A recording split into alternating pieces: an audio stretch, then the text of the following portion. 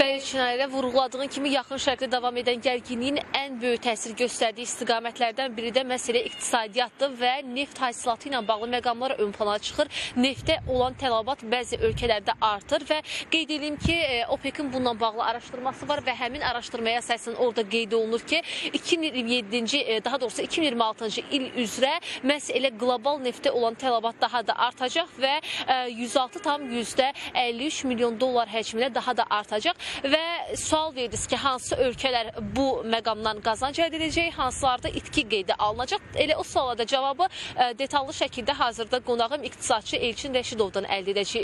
Xoş gördük Elçin bəy. Suallarımıza cavabı sizdən eşidək, buyurun.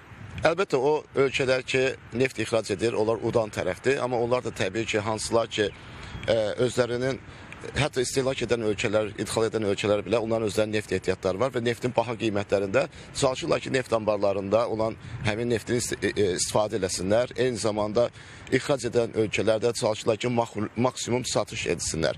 Və təbii ki, o ölkələr ki, xüsusən də burada bir daha ağıllı strategiya edirlər. Məsələn, OPEC+ ölkələri neftin baha qiymətlərində daha çox satış edirlər, aşağı qiymətlərində daha satış edirlər. Hesab edirəm ki, Azərbaycanda belə bir strategiya lazımdır. Biz neftin baha qiymətlərində daha çox satış etməliyik. Ucuz qiymətlərində istehsalı nisbətən azaltmalıyıq. Və burada əsas olan bizim üçün ümumi bir neftin, yatağın ümumi satışın uzun müddətli ildə həyata keçirməkdir. Bir də illik istehsal üzərində hesablanan illik ödəməyə baxmaq lazım deyil. Daha çox əhali üçün əsas vacib olan istehlakdır. Ödəməyi də istehlak üzərindən hesablayıb, onun üzərindən izləmək lazımdır. Belə olarsa, mən hesab edirəm ki, bu ölkələr ixrac edən ölkələr, edə bilən ölkələr və xüsusən də onu artıra bilən ölkələr. Məsələn, ABŞ-ni, Kanadanı götürsəniz, onlar həmişə neftin yüksək qiymətlərində şist neftini istehsal etməyə başlayırlar və neft özlərinin həm deyək ki, ixracını hətta həyata keçirirlər. Bu ölkələr udurlar, udan tərəflər. Elçin, gəl iki hissəyə ayıraq. Bu məqamda qazanc əldə edən ölkələr hansılar daha çox, yəni burada müsbət mənada gəlir əldə edəcəklər, hansılarsa itirəcəklər? Adları sadalamağınızı xahiş edəcəm. İtirən ölkələr, məsələn, proqnozlara görə bu il neftə olan tələbat xüsusən də inkişaf etmiş ölkələrdə keçən ilə nisbətən artıqdır və gələn ildə daha da artacaqdır. Yəni, yaşıl enerji hələ ki, nefti tam şəkildə əvəz edə bilmir və neftə olan tələbat artır. Bütün bu neft idxal edən ölkələr, məsələn, Çin deyək ki, neft idxalçısıdır.